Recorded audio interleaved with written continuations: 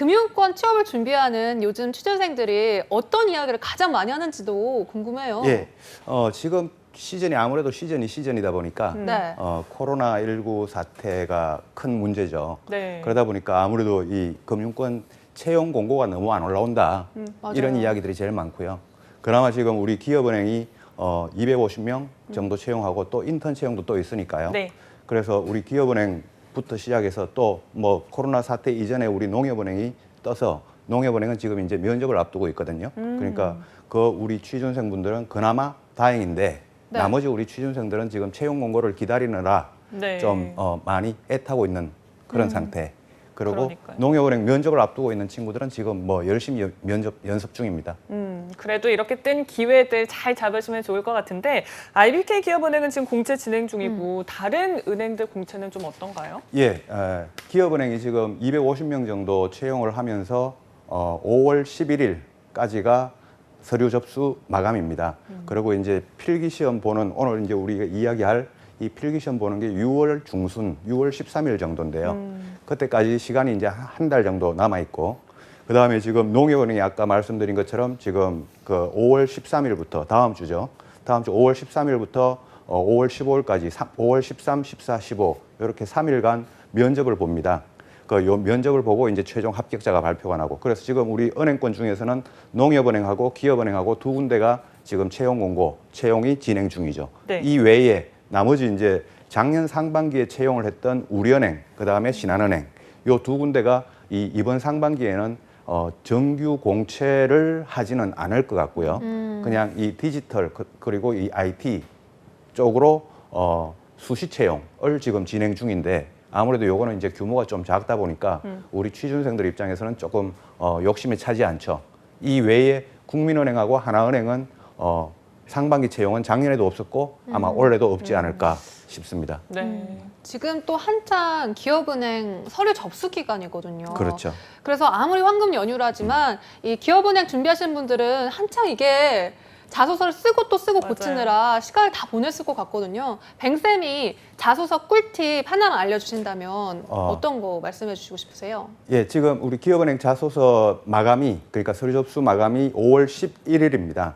5월 11일 다음 주 월요일일 겁니다. 네. 다음 주 월요일인데 아무래도 기업은행 자소서가 이번에 지난번보다는 조금 어려워졌다, 이렇게 우리 그 취준생 지원자분들이 이야기를 하는데 거기에 대해서 진짜 인사 담당자 경험자로서 여러분들에게 꿀팁을 드리자면 조금 더 솔직하게 적자라고 하는 이야기, 여러분들이 자꾸 어떤 포장을 하거나 예뻐 보이게 하려고 하는 게 아니라 좀 은행원은 솔직해야 되고 은행원은 정직해야 되니까 그 본연으로, 그러니까 베이직으로 백투더 베이직을 해서 조금 더 솔직하게 적자라는 요 생각을 가지고 답변을 좀 적어봤으면 좋겠고요. 아직까지 완성하지 못한 분은 미스터뱅이라고 유튜브 채널이 있습니다. 제가 유튜브 채널에 네. 기업은행 자소서 또 우리 작성 방법 이렇게 했으면 좋겠다라고 올려놓았으니 지금 그거를 보시면 그나마 다음 주까지 좀 도움이 되지 않을까 네. 생각이 됩니다. 네. 미스터 뱅. 그러니까 약간 미스터 이거 혹시 유튜브 하실 때 미스터 뱅뱅 뭐 이런 거 뱅뱅. 있나요? 뱅뱅이 아니고 네. 뱅입니다. 아, 네, 죄송해요. 뱅. 뱅뱅이 아니라 알겠습니다. 미스터 뱅. 뱅 예. 개인 네. 채널 참고해 주시고요. 자, 그렇게 말씀해 주신 것처럼 11일 서류 접수가 끝나게 되면 다음 달 13일에 이제 필기 시험이 있습니다. 이 필기 시험은 지난 시즌과 좀 동일한 프로세스일까요? 예, 거의 동일한데요. 어. 거의 동일한데 그래도 우리 취준생 입장에서 민감한 사항까지 이제 조금 달라지는 점이 있다면 네. 제가 우리 취준생들한테 이야기해주고 싶은 건 크게 두 가지입니다. 크게 두 가지가 달라지는데요. 첫 번째는 전체 총 필기 시험이 100점 만점인데요. 작년 하반기까지 2019년 하반기까지는 60대 40으로 NCS 비중이 높았습니다. 60대 40, NCS가 60, 그리고 그 경제금융 상식이 40. 근데 첫 번째 이제 달라지는 점이 이 비중이 달라진다는 점입니다. 네. 그래서 이번 상반기 기업은행 필기 시험은 NCS가 40, 경제금융 상식이 60입니다. 그래서 이 60대 40에서 40대 60으로 달라지니까 제가 작년 하반기까지 60대 40일 때는 NCS를 60%를 공부해라. 그리고 경제금융 상식을 40% 공부해라. 라고 이렇게 조언을 드렸었는데요. 이번 상반기는 이 비중이 달라졌기 때문에 여러분들이 40대 60으로 공부하셔야 됩니다. 이게 가장 첫 번째 달라지는 점이고요. 네. 두 번째가 이번 상반기에 기업은행 필기시험이 주관식이 생겼다는 겁니다. 작년 하반기까지는 주관식이 없었죠.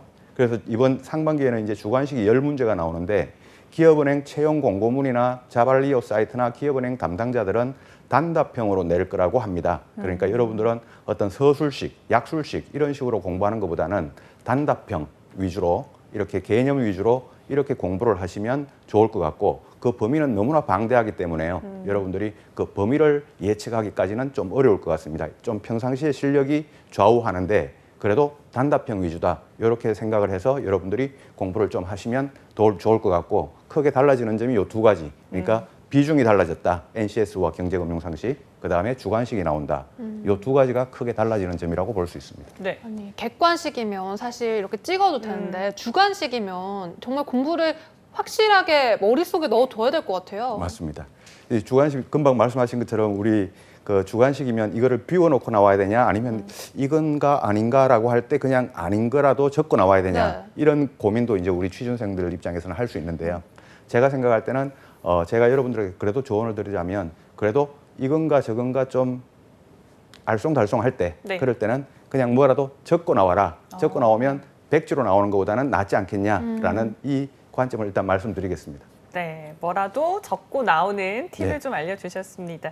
그래요. 혹시 뭐 추가로 더 조언해 주실 부분들이 있을까요? 예, 그 공부 방법이 아무래도 이제 달라져야 되다 보니까 NCS 비중이 일단 좀 줄어들었다라고 하는 이 부분은 우리 취준생 입장에서도 다행일 수도 있고 저도 그게 뭐 다행스럽게 생각을 합니다. 우리 은행권에 실제로 들어가 보면 네. 여러분들이 NCS가 더 활용도가 높으냐, 경제금융상식 쪽이 활용도가 더 높으냐라고 하면 은행 업무를 하는 데는 경제금융상식이 당연히 활용도가 더 높습니다. 그래서 이 비중이 높아진 거는 다행이고요. 여러분들 그래도 좀 비슷하게 공부를 해볼라 치면 시중에 나와 있는 뭐 제가 이런 말씀을 여기서 해도 될 것 같은데요. 한경 테셋이라고 있고요. 그다음에 매경 테스트라고 있습니다. 요 과목들이 그래도 우리 필기시험 난이도 비중하고 그래도 좀 비슷하니 요 책들을 가지고 여러분들이 남은 시간 좀 공부를 해보시면 도움이 될 것 같다고 보여집니다. 네, 알겠습니다. 이런 부분들 좀 잘 적용해서 준비 열심히 해주시면 좋을 것 같고요. 자, 저희도 이제 문제를 한번 풀어보도록 하겠습니다. 오늘 저희가 풀 문제 어떤 부분들인가요? 예, 그 경제금융상식이 기업은행에서 나오는 경제금융상식 그러니까 직무수행 능력이라고 이제 표현을 하는데요. 이 경제금융상식이 총 60점 만점입니다. 60점 만점인데 40문제가 객관식으로 나오고 10문제가 주관식으로 나오는데 10문제가 각각 2점씩입니다. 객관식은 1점이고 주관식은 2점이죠.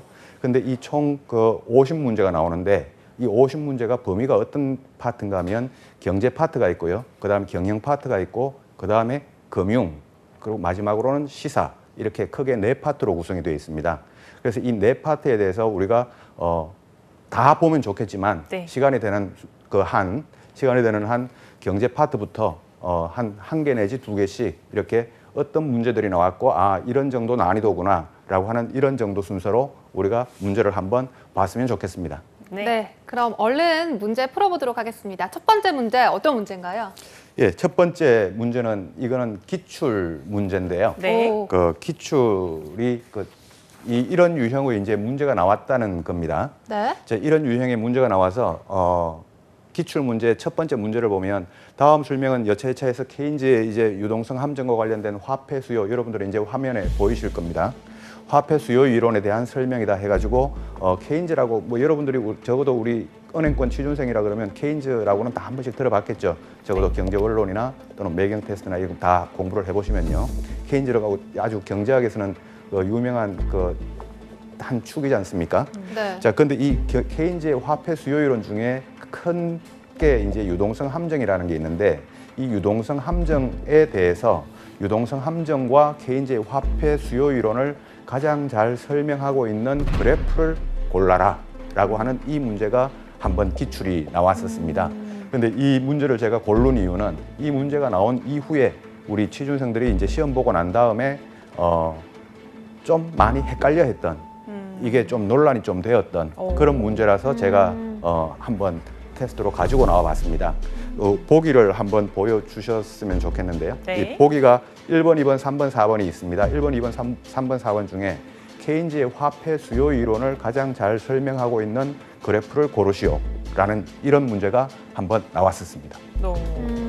한번 풀어보시죠. 기출이니까 예. 한번 다시 풀어보면 좋을 것 예. 같은데요. 아, 근데 항상 이런 그래프나 숫자가 나오면 긴장하게 돼요. 맞아요. 저만 그런 거 아니겠죠? 맞아요. 아니죠. 긴장해요. 예. 사실 아, 그렇죠. 숫자만 나오면 네. 뭔가 그래프만 어딘가에 나오면? 함정이 있을 것 같고 말이죠. 그러니까요. 예. 일단 내용을 좀 일단 먼저 좀 한번 차근히 또 읽어봐야 네. 될 것 같아요.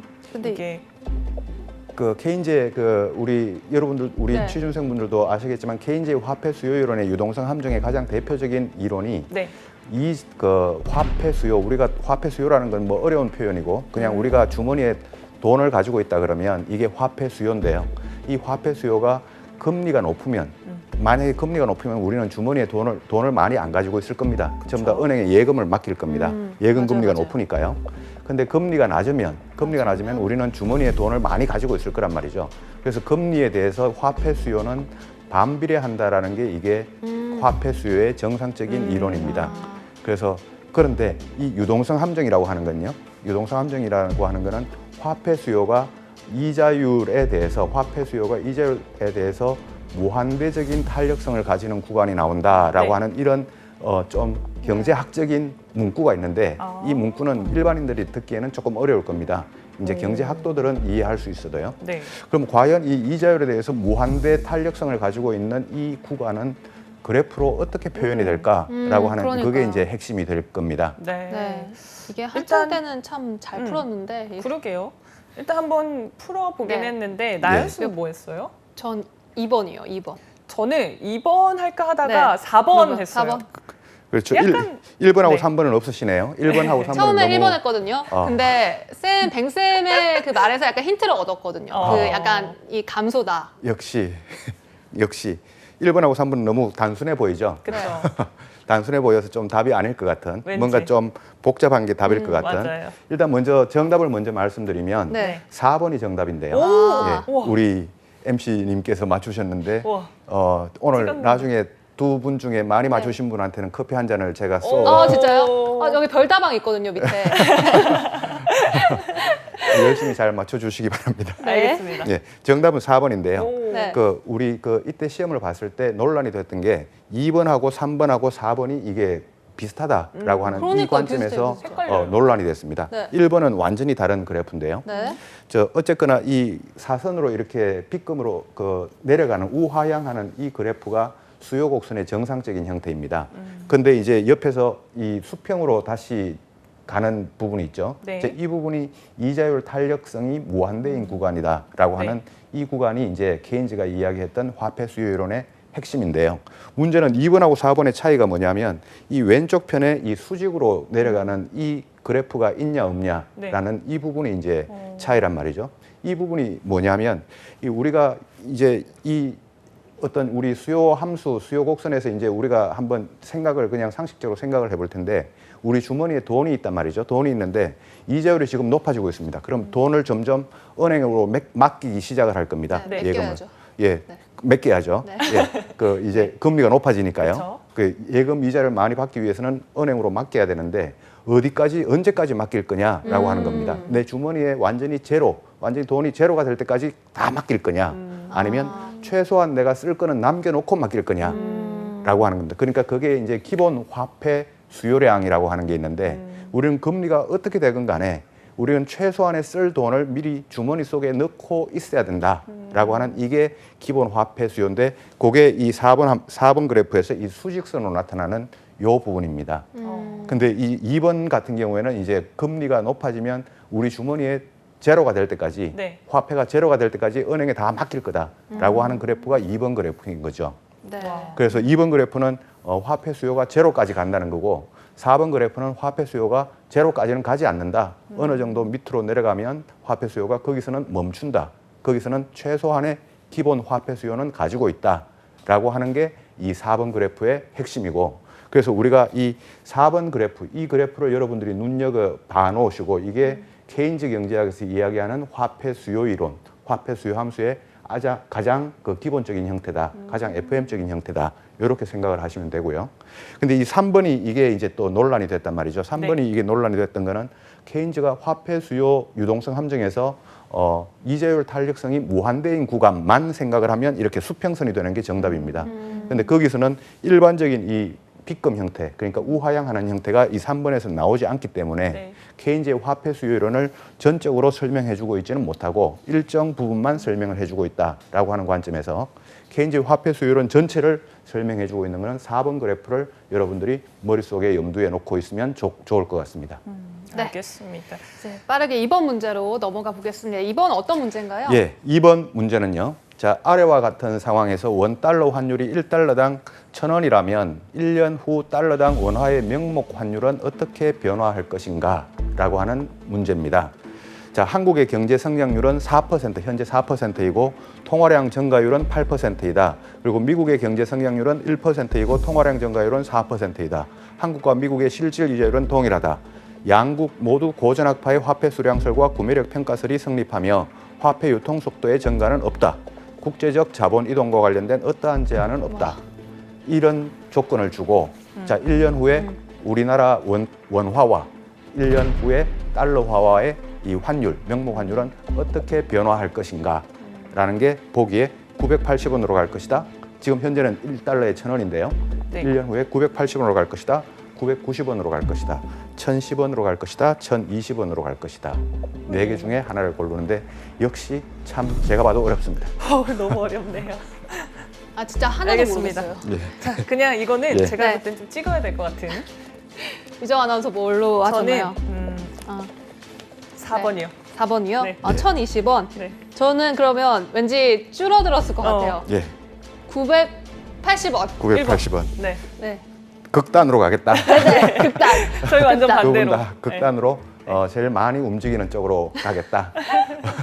예, 정답은 일단 3번인데요. 아. 예, 두 분께서 커피를 드시기 커피가 별로 안 땡기시는 모양이죠. 그러니까요. 어떻게 3번이 예, 나올까요? 3번 우리 지금 이 문제가 상당히 좀 복합적인 문제인데 네. 우리 경제학 이론 중에 화폐 수량설, 거시경제학의 화폐 수량설이라고 하는 고전학파의 유명한 이론이 있습니다. 문제 잘 나옵니다. 자, 네. 이거 잘 여러분들이 알아놓으셔야 됩니다. 제가 여기 오늘 뽑은 거는 다 문제 잘 나오는 부분들만 뽑아놓은 겁니다. 네. 저 화폐 수량설이라고 하는 것과 그리고 우리가 환율 결정 이론, 그리고 국제경제 파트에 가면요, 환율 결정 이론에서 구매력 평가설이라고 하는 이론이 있는데요. 이 두 개를 결합시켜 놓은 겁니다. 이 두 개를 짬뽕시켜 놓은 겁니다. 네. 자, 그래서 이 화폐 수량설이라고 하는 거는 화폐 수량설은 통화량 증가율 플러스 화폐 유통 속도 증가율은 물가 상승률 플러스 경제 성장률의 합과 같다라고 하는 이 이론이 화폐 수량설인데요. 우리가 경제학을 공부해 보신 분들이라면 MV는 PT 또는 MV는 PY라고 하는 이 공식을 한 번씩 들어보셨을 겁니다. 거기에서 나오는 공식이죠. 그래서 이 공식을 활용을 하면 한국 같은 경우에 통화량 증가율이 지금 8%다. 그러면 화폐 유통 속도 증가율은 없다라고 했으니까요. 네. 8%는 경제 성장률이 지금 4%라 그랬습니다. 그럼 물가 상승률은 몇 %가 될까? 4%가 될 거다라는 것을 우리가 알아내야 되고요. 이 문제에서. 미국은 통화량 증가율이 4%, 유통 속도 증가율은 제로, 그리고 경제 성장률이 1%라면 미국은 물가 상승률이 3%가 될 거다라는 것을 우리가 일단 먼저 알아내고 난 다음에 그러면 한국의 물가 상승률이 미국보다 1%포인트 더 높아지죠. 네. 물가가 더 높아진다는 거죠. 그 다음에 이제 구매력 평가설 이야기가 나오는데 구매력 평가설이라고 하는 것은 환율이 양국의 환율이 결정되어질 때 그 나라의 물가 수준이 반영된다는 겁니다. 자, 그럼 미국의 물가 상승률이 3%, 한국의 물가 상승률이 4%가 된다는 건데 그렇게 되었을 때 한국은 결국 미국보다 물가가 1%포인트 더 오르고 물가가 오른다는 거는 화폐 가치가 떨어진다는 겁니다. 몇 퍼센트 떨어지냐? 1% 떨어진다는 거죠. 미국보다. 그럼 지금 현재 원달러 환율이 1달러에 1,000원이니까 1%가 떨어지면 원화 가치가 1% 떨어지면 1,000원은 얼마가 될까? 1,010원이 되어야 된다는 거죠. 네. 그게 이제 원화 가치가 떨어지는 거죠. 그 원화 가치가 떨어진다는 건 상대적으로 달러 가치가 높아진다는 거고 환율은 높아진다는 거죠. 네. 그래서 우리 취준생분들은 이런 문제를 보시면 이거는 화폐 수량설도 알아야 되고요. 그다음에 구매력 평가설이라고 하는 이론도 알아야 되고요. 이 두 개는 실제로 시험 문제에 자주 나옵니다. 각각 따로 나올 수도 있고요. 이것처럼 복합적인 이런 문제로 나올 수도 있고요. 그래서 이런 문제를 응용 문제로 여러분들이 잘 풀어보셔야 될 것 같습니다. 네.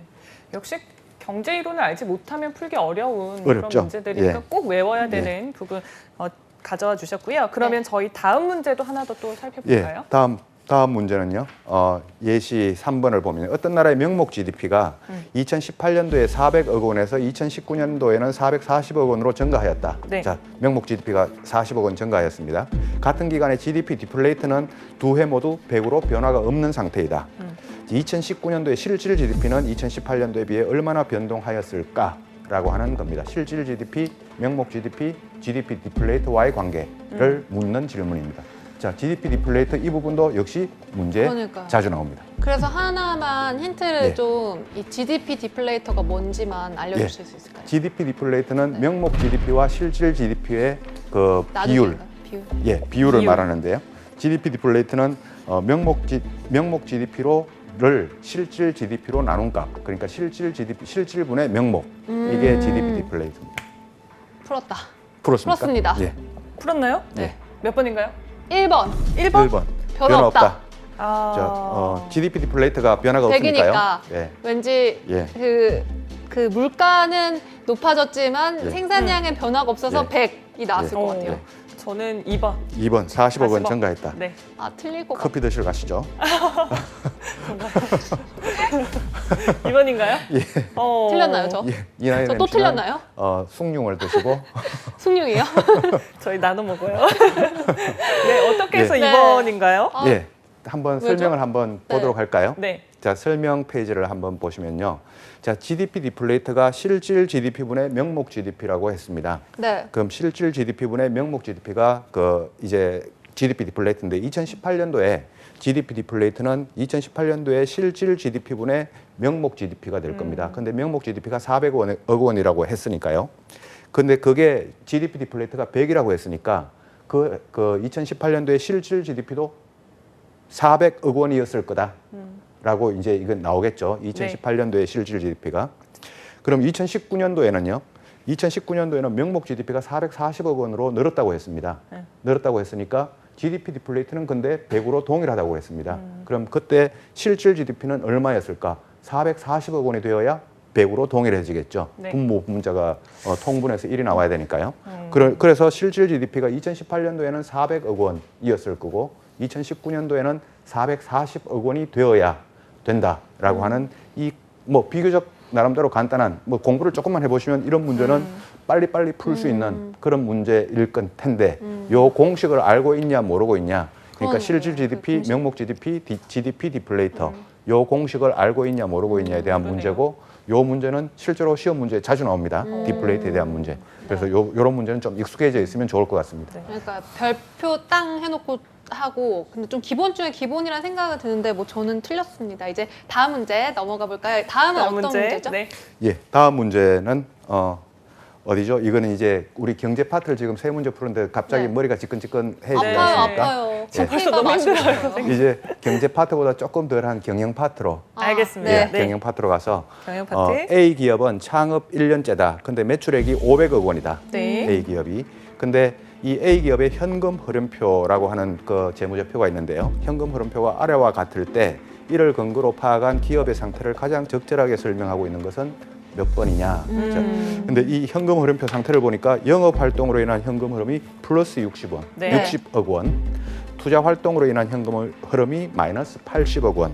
재무 활동으로 인한 현금 흐름이 다시 플러스 60억 원.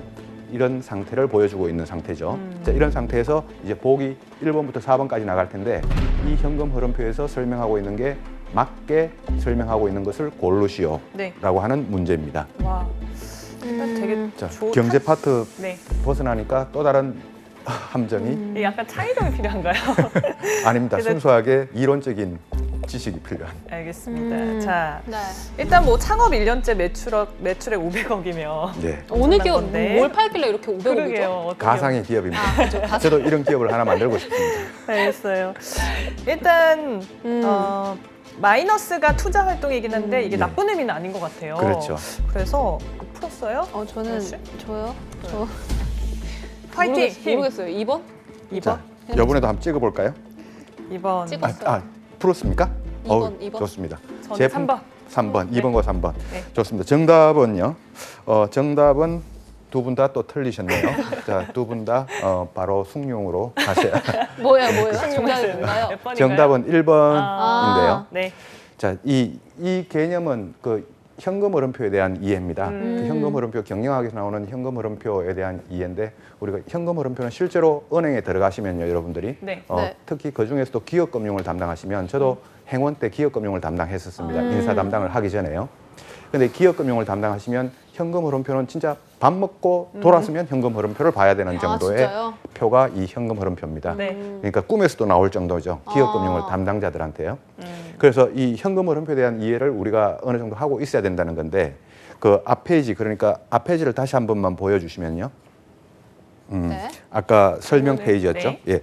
이 현금 흐름표는 영업 활동, 투자 활동, 재무 활동 요 세 활동으로 이루어집니다. 네. 근데 그중에 영업 활동이라고 하면 우리가 돈을 물건을 매출을 해서 물건을 팔아서 상품을 팔아서 현찰을 받을 거 아닙니까? 현금. 그럼 현금이 플러스가 되겠죠. 이 기업의 입장에서는. 물건을 팔아서 현금을 받았으니까요. 그럼 영업 활동으로 인한 현금 흐름이 플러스라고 하는 거는 물건을 많이 팔았다라는 이야기입니다. 이 회사가.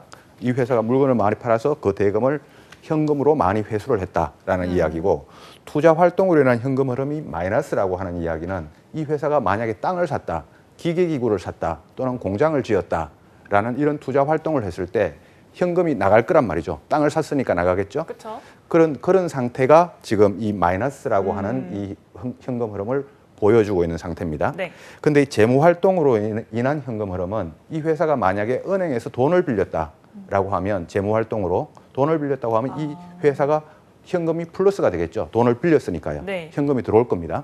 그러면은 재무 활동으로 인한 현금 흐름이 플러스가 되었다라는 이야기는 이렇게 은행에서 돈을 빌리거나 이런 재무 활동을 했다라는 이런 정보를 우리가 알아야 되고요. 이 상태에서 이제 보기를 한번 다시 보겠습니다. 네. 자, 보기를 보시면 유가증권을 취득하였거나 설비 등을 신규로 취득하고 있는 기업이다. 자, 이 투자 활동으로 인한 현금 흐름이 아까 마이너스 60억 원인가 그랬죠. 80억. 네. 80억 원이면 이 설비 등을 신규로 취득하고 있는 기업일 경우에 우리가 투자를 하고 있으니까 이 회사가 투자 활동으로 인해서 현금이 나가고 있다는 거죠. 네. 그러니까 아까 설명이 맞죠. 근데 2번 같은 경우에는요. 제품 판매와 자기 주식 처분 등으로 차입금을 상환하고 있는 기업이다. 차입금을 상환하면 이 기업에서 차입금을 상환하면 현금이 나가야 됩니다. 나가야 되니까 현금이 마이너스가 돼야 되죠. 네. 근데 재무 활동으로 인한 현금 흐름이 플러스가 돼 있죠. 네. 플러스가 돼 있다는 건 이 2번이 틀렸다는 이야기죠. 네. 하나만 더 볼까요? 3번. 영업 활동으로 창출한 현금 흐름으로 투자하고 부채를 줄여가고 있는 기업이다. 부채를 줄여가고 있는 기업이 아니죠. 아까 제 설명에 따르면. 그다음에 투자하고 부채를 투자도 줄이는 게 아니죠. 투자가 지금 하고 있는 기업이죠. 네. 그래서 3번도 틀렸다. 아, 그래서 정답은 이렇게 4번도 마찬가지로 그렇게 생각해 보시면 되는데요. 그래서 정답은 1번으로 우리가 찍어야, 그래야 여러분들이 기업은행에 빨리 들어갑니다.